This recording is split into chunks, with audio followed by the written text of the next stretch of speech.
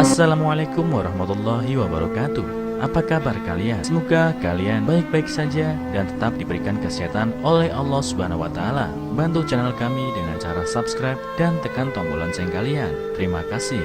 Semoga kisah ini bermanfaat.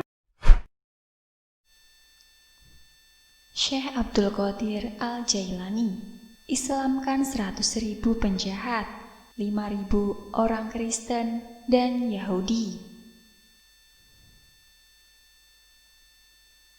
Nama besar Syekh Abdul Qadir Al-Jailani mulai melejit di Baghdad pada tahun 521 Hijriah atau 1127 Masehi. Saat usianya 50 tahun, beliau dikenal sebagai ahli hukum, pembawa faham Hambali, bukan sebagai ahli tasawuf ataupun seorang sufi. John Spencer Trimingham pada 17 November 1904 sampai 6 Maret 1987 dalam bukunya berjudul The Sufi Owners in Islam merinci, Al-Jailani mengajar di madrasah pada hari Jumat pagi dan Senin sore, sementara Ahad pagi digunakan di surau. Ajaran Al-Jailani membawa pengaruh besar terhadap masyarakat luas. Banyak kalangan Kristen dan Yahudi yang masuk Islam karena dakwah dan ajarannya. Disebutkan bahwa para simpatisan yang hadir dalam majelisnya mencapai 70.000 orang. Jika mengajar, Al-Jailani duduk di kursi yang tinggi.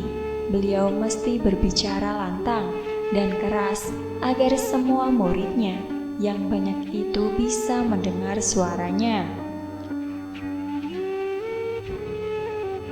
Abdul Husain Ali Husni Nadwi dalam kitab Rijal Al-Fikri wa Al-Da'wah fil Islam mengutip Syekh Umar Al-Kaisani mengatakan bahwa majelis pengajian Al-Jailani dipenuhi oleh orang-orang Islam dari mu'alaf, kalangan Kristen dan Yahudi, bekas para perampok, pembunuh, dan para pejabat.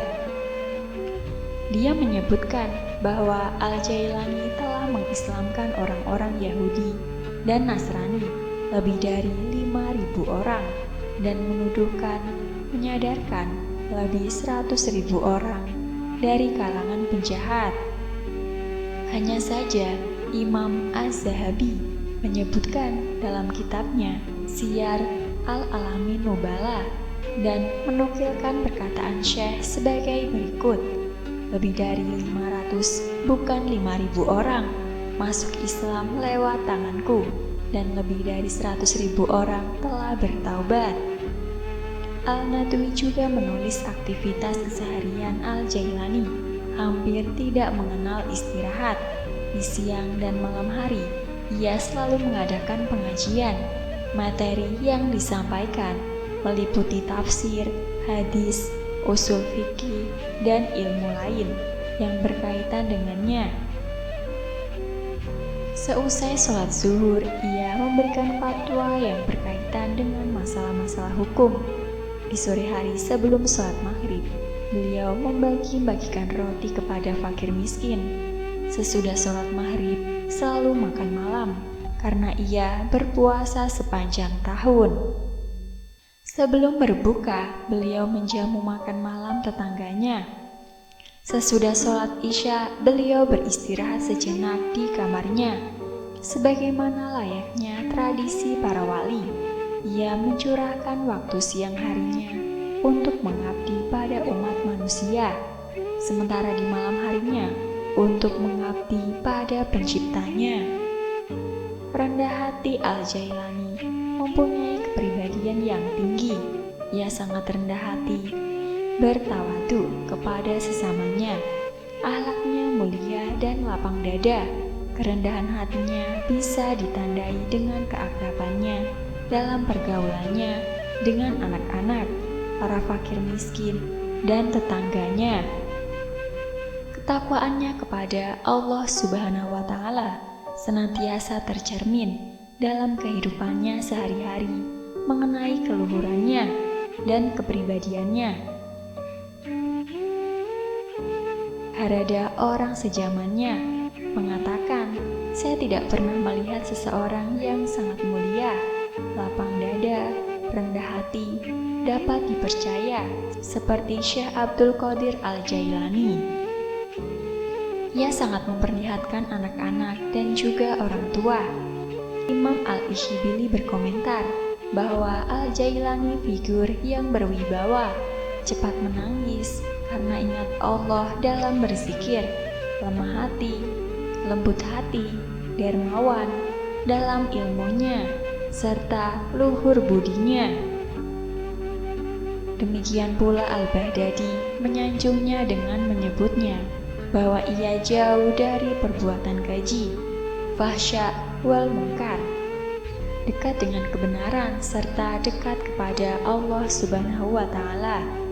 Al-Jailani pernah mengatakan bahwa amal yang paling utama adalah memberi makan kepada orang miskin, dan paling mulia adalah berbudi luhur.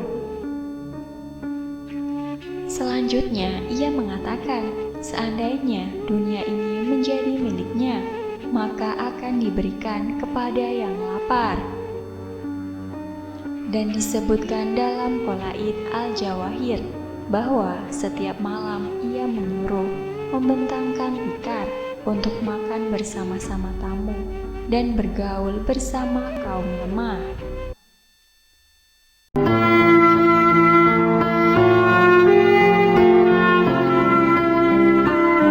Assalamualaikum warahmatullahi wabarakatuh.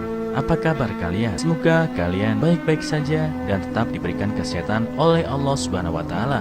Bantu channel kami dengan cara subscribe dan tekan tombol lonceng kalian. Terima kasih.